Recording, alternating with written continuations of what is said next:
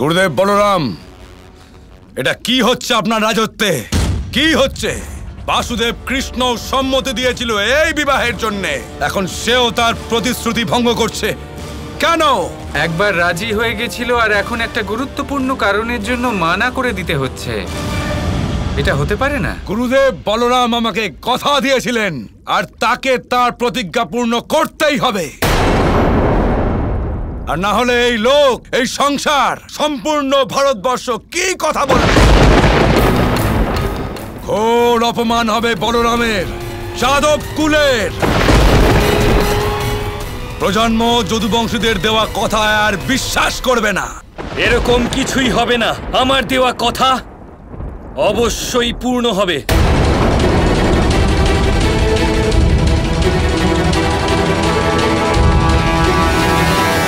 ঠিক আছে গুরুদেব, আমার অপমানের পরেও আমি আপনার জন্য এখানে আর একদিন থাকব। কালকে পূর্ণিমার শুভ দিন, সকালে সূর্য ওঠার সময় সুভদ্রাকে আমার সাথে বিয়ে করার জন্য সজ্জিত করুন, অথবা আমি এখান থেকে চলে যাব, আর সংসার আপনাকে প্রতিজ্ঞা ভঙ্গকারী বলরাম রূপে স্মরণে রাখবে।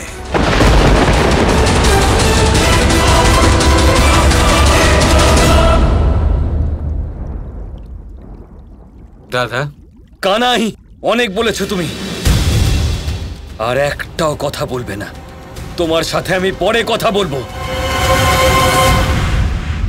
সুভদ্রা এসব কি করলে? তুমি জানতে যে আমি কথা দিয়েছি। তুমি নিজেও দুর্যোধনকে পছন্দ করতে, এমন নয় যে আমি তোমার সাথে ওকে দেখা করাইনি। তাহলে এর মধ্যে অর্জুনকে ভালোবাসার প্রসঙ্গ এলো কি করে? ও তো আজকেই এখানে এলো, সবে মাত্র একদিন হয়েছে ও এখানে এসেছে। তাহলে কিছুক্ষণের মধ্যেই ওকে তুমি কিভাবে ভালোবেসে ফেললে? দাদা, আমাকে ক্ষমা করে দিন, কিন্তু ভালোবাসা কোনো পরিকল্পনা নয় যার জন্য সময় লাগবে। এটা তো একটা পবিত্র অনুভূতি, যার জন্য একটা মুহূর্তই যথেষ্ট।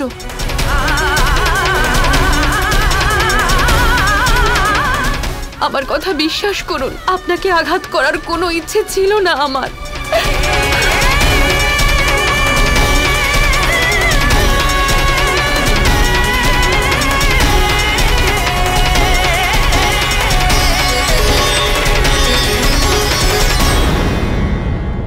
অর্জুন, কি করতে চাও তুমি? কি মায়া করেছো তুমি আমার বোনের উপর? বলরাম দাদা, এরকম হঠাৎ করে আমার নাম কি করে এলো এটা আমিও বুঝতে পারছি না। বাহ অর্জুন বাহ!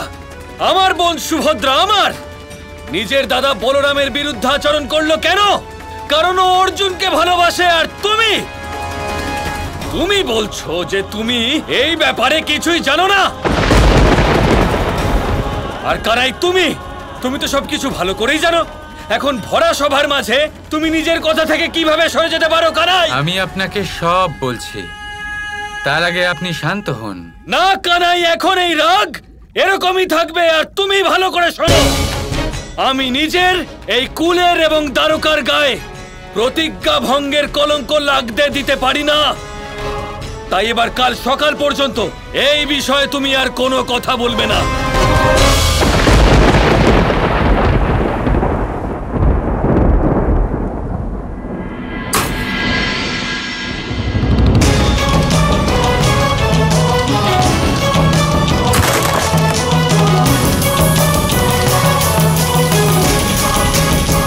শক্তি প্রয়োগ করে আপনি তো এটা কেটে ফেললেন, কিন্তু নিজের পূর্ণ শক্তি দিয়েও আপনি এটা জুড়তে পারবেন না দাদা। ক্রোধ এটাই করে, ক্রোধ শুধুমাত্র ভাঙতে জানে, জুড়তে জানে না। আর এটাই সত্য।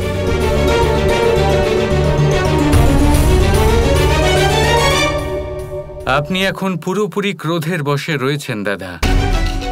আপনাকে এই ক্রোধ শান্ত করতেই হবে। এই ক্রোধের কারণেই আপনি নিজের বোনের মনের কথা বুঝতে পারছেন না।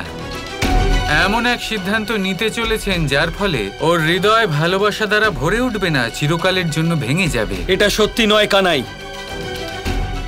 সত্যি তো এটাই যে আজ তুমি আমাকে অত্যধিক আঘাত দিয়েছো। তুমি আজ এটা প্রমাণ করে দিয়েছো কানাই যে তুমি আমার মান সম্মানের জন্য বিন্দুমাত্র চিন্তা করো না। যদি তোমার এই বিবাহতে কোনো রকম আপত্তি ছিল তাহলে আগেই বলতে পারতে।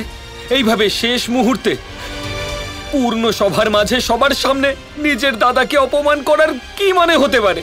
আঘাত তো আপনি আমাকে দিয়েছেন দাদা। একজন বহুরূপীকে আপনি নিজের কানাই ভেবে বসলেন।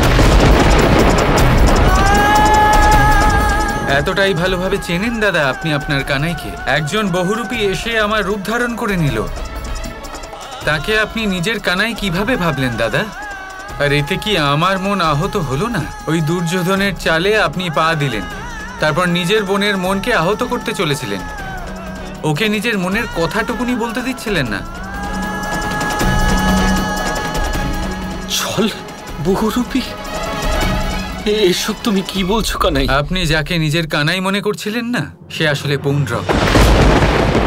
ওকে দুর্যোধন, শকুনি আর জরাসন্ধ এখানে পাঠিয়েছিল। তাদের আদেশেও এখানে এসেছিল। কেন? কারণ এনারা কেউ চান না যে পাণ্ডবদের রাজসূয় যোগ্য হোক।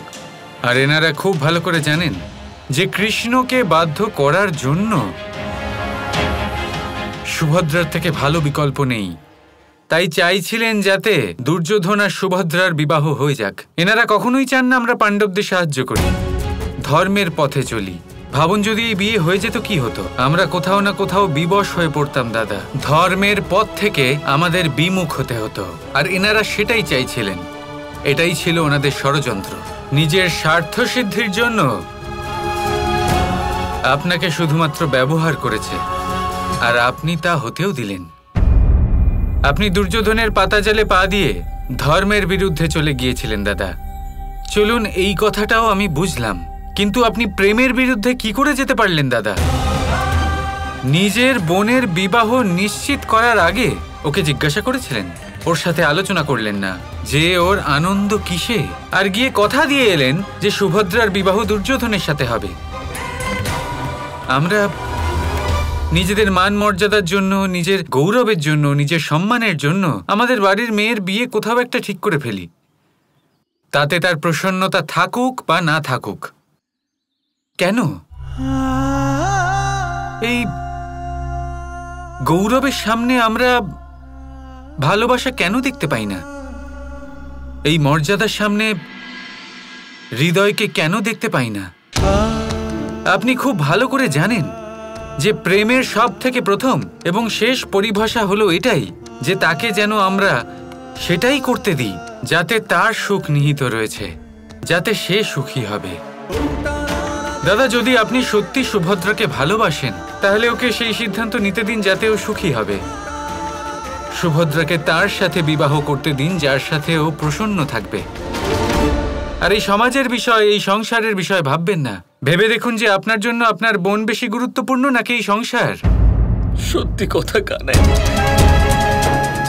খুব বড় ভুল হয়ে গেছে আমার। মনে হয়েছিল যে ওই দুর্যোধন শুধরে গেছে, কিন্তু শকুনি আর দুর্যোধন মিলে আমার সাথে খুব বড় ছল করেছে কানাই।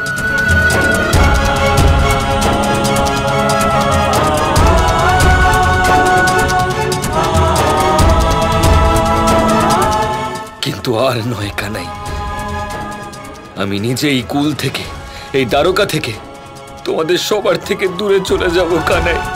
সংসার আমাকে যা খুশি বলুক, আমাকে যে নামেই ডাকুক না কেন, কিন্তু আমি সুভদ্রার বিয়ে ওই দুর্যোধনের সাথে কখনোই হতে দেব না।